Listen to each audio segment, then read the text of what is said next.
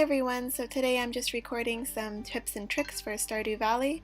There's some stuff that I wish I knew when I started out the game, so hopefully I can share that with you, and if you're starting a new file or new to the game, maybe you can find something that'll save you a bit of a hassle later on.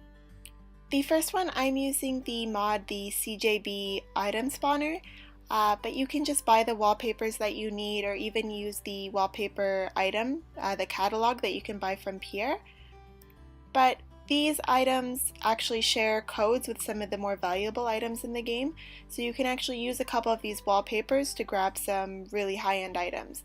The first one's just the light green wallpaper I'm grabbing there, and the second one is a purple wallpaper with the white dots on it, which will be the second one I grab.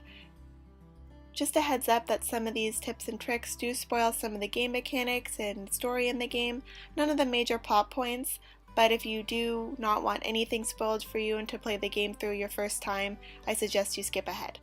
So our first wallpaper shares the same code with the prismatic shard in game.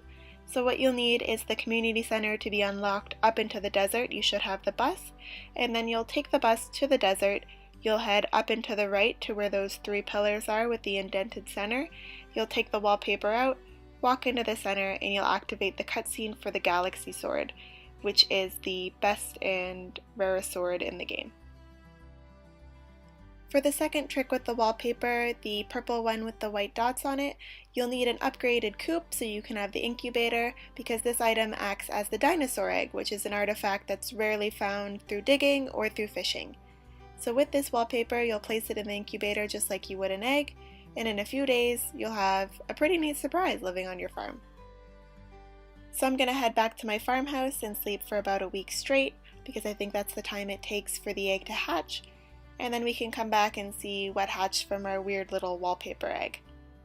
So there you have it, baby lizard hatched. You can name it, give it one of the great randomized names.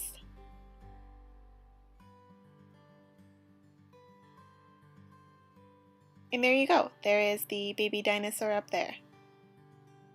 This dinosaur will actually drop eggs every few days, I believe, and they are the dinosaur eggs, so don't worry, you can still grab a dinosaur egg for your collection. The second tip everybody probably knows already, but I was a fool who didn't, but you can actually sell some of your crops and stuff to Pierre for the same price that you would get from shipping them.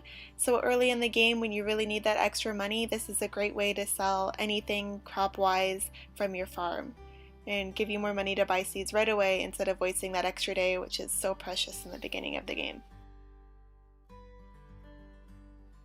So the next trick is actually useful for any point in game when you need a little extra room. You can place any of the makers or any buildings anywhere across the Stardew Valley, but just make sure not to place it in a path of a villager. I'm doing it on purpose here just to see what will happen. If they are in the path of the villager, then they will not like that and they'll run it over and the item will be lost forever. The next tip people probably know about, but it's often overlooked. There is a spa up here by the railroad tracks, and coming here will restore your stamina, so when you're out farming, mining, fishing, whatever it is, especially early in game when you run out of stamina fairly quickly, it's a great idea to come here to recover.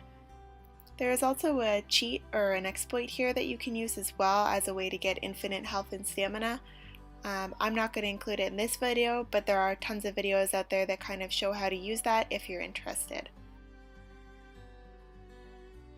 So the final tip I want to give is probably the most important.